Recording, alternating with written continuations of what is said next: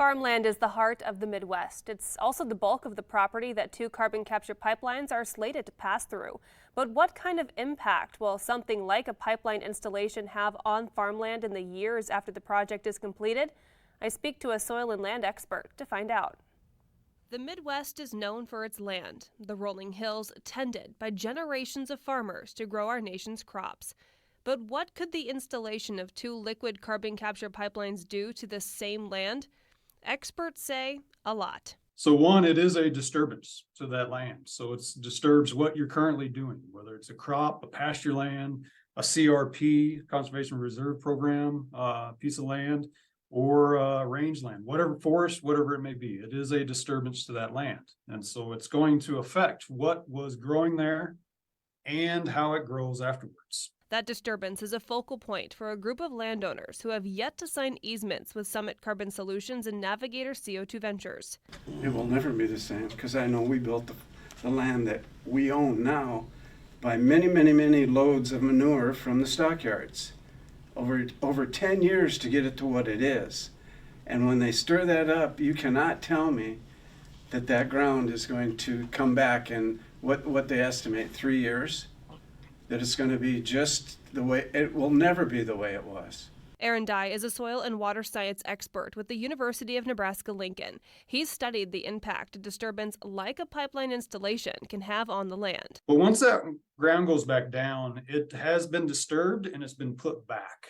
So the physical and the biological qualities of that land that made it productive, that's been shifted to another state. It's a lower quality at that point, just due to the disturbance. For farmland, the biological makeup of the soil is an important piece of the growing puzzle. You could probably expect almost anything you're growing, whether it's corn, soybean, wheat, pasture land, you're going to see probably around a 20% reduction of yield in that worked area, in that disturbed area. And as Dye says, it could take a decade to see full recovery. It should start improving just as you get more crops growing on it. Its rooting system and its biology itself will start trying to help in the healing of that disturbed area.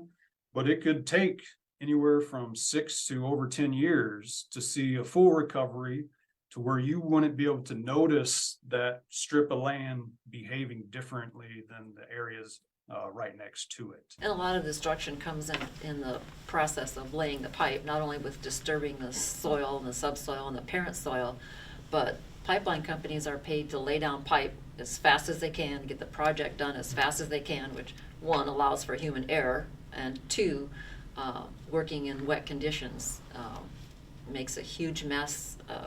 The soil clumps up and makes big clumpy balls and things as big as rocks. Compaction, Yes. Mm-hmm.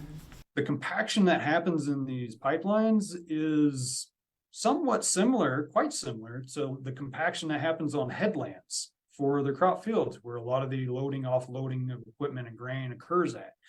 So whatever yield losses that you can see in those areas, it's probably going to be a bit worse just because of the level and depth of the disturbance. But that'll give some kind of expectation of how much yield loss you may have for a particular field, is looking at the other parts of the field that have had mechanical compaction on them. Navigator says they plan to get the land they acquire through easements back in working order quickly, installing their pipeline several sections at a time. What that allows us to do is take the project and put it into a little bit more bite-sized pieces, but also simultaneously construct in a much shorter window of time. That minimizes the amount of time that we have to disrupt the ground itself, right? So you're really only impacting one growing season for those farmers as opposed to multiples. I think the main hurdle really is just the unknown. Like, does my property come back to full production? Well, we will make sure it comes back to full production. That's why they hired an agricultural executive to make that happen. While the hope is that the pipelines are a benefit to all, the reality is no one really knows the impact they will have on the land this region is known for. So really, this could be, for those that do have agricultural land, this could be a decade-long process before that crop land, should these pipelines go in, is really back to, I guess, where it would have been before the installation. Absolutely. Now we have 2 final parts of this series coming up next Tuesday and Wednesday. And if you missed any of them and want to watch the entire series so far, check out our website, SiouxlandNews.com.